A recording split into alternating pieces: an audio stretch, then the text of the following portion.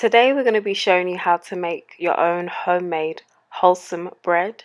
But before we get into demonstrating how we do that, I'm just going to spend some time looking into the anatomy, so to speak, of grains, how we even get flour, what are the best types of flours to use, all these different questions, because sometimes we are ignorant to how things are produced because we don't really do it ourselves.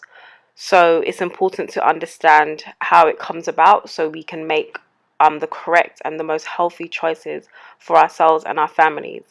I remember watching a documentary a while back, and they asked the children, where do the strawberries come from? Where do the cucumbers come from? And all the different vegetables and fruits, etc. And the children said they come from Tesco's, their local supermarket, and that's because that's where they go to get it. So that's basically where they think that it comes from, but we know it actually doesn't.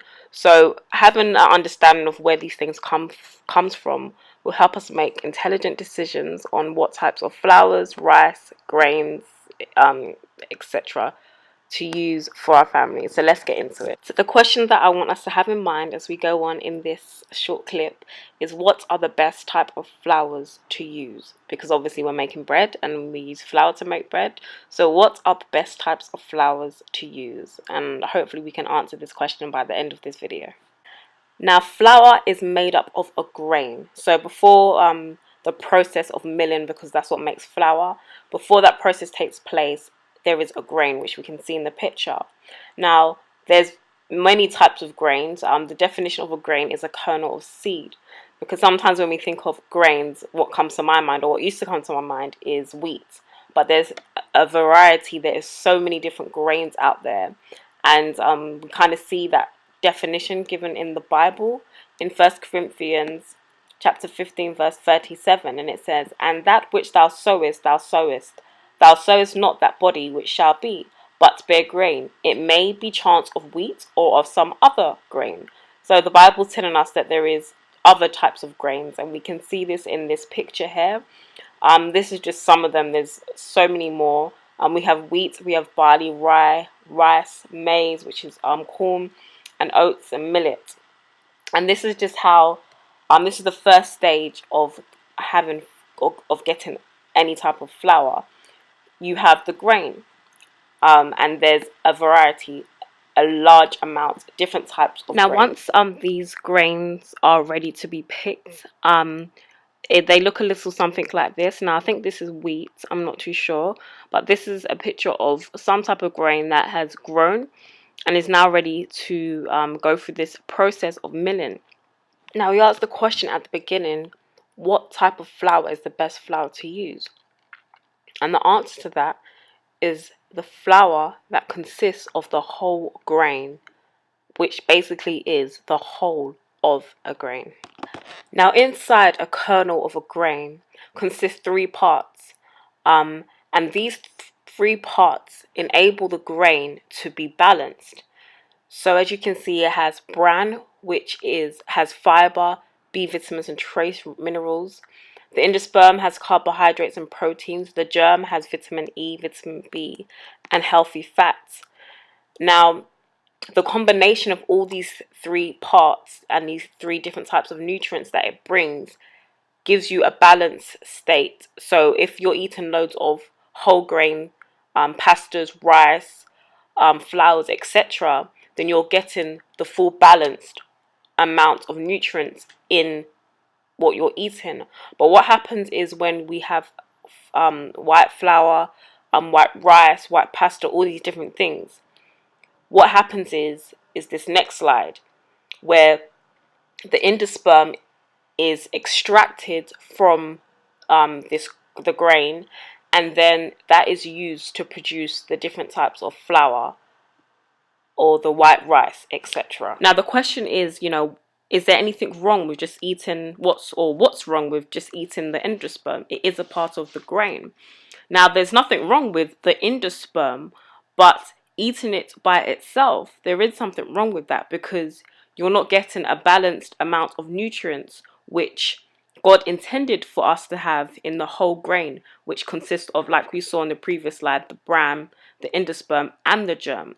Now, if somebody who is all their life eating white flour, white rice, white pastas, they're consuming a high amount of carbohydrates because that's what's in the endosperm.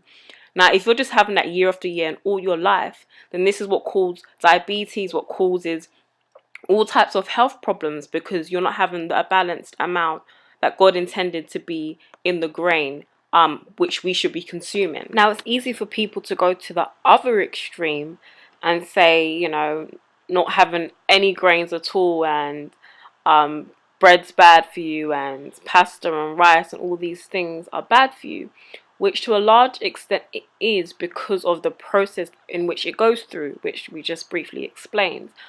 But I don't believe that's what God is saying. Well, for me personally, I don't believe that's what God is saying to me. He's saying to go back to the original plan, which is the whole grain, and to get the best that you can. If you can get organic, then try and do that.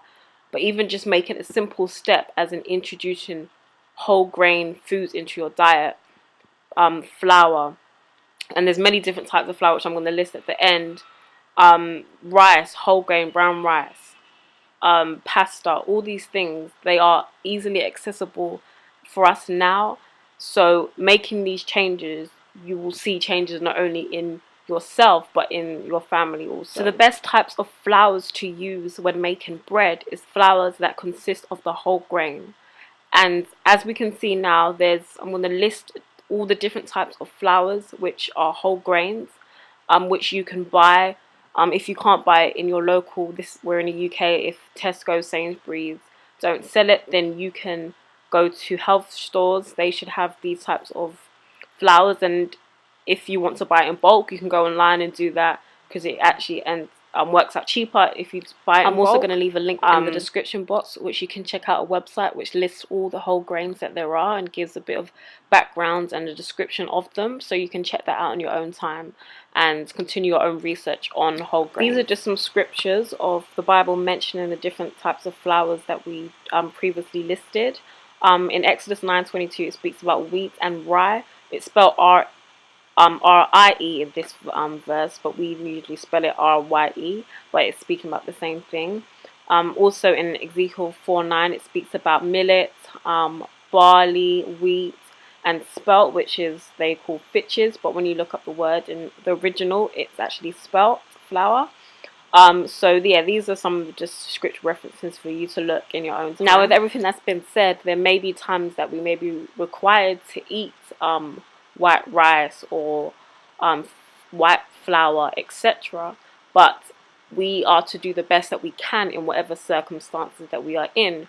So if we are at home or in an environment where we can go to the store and actually have the choice of buying whole grain or white, then I believe that we should, and it's more healthy for us too. But if we are somewhere foreign or we're unable to access or be able to get that, then we can only do the best that we can. We have to eat, so it's better to have that than nothing.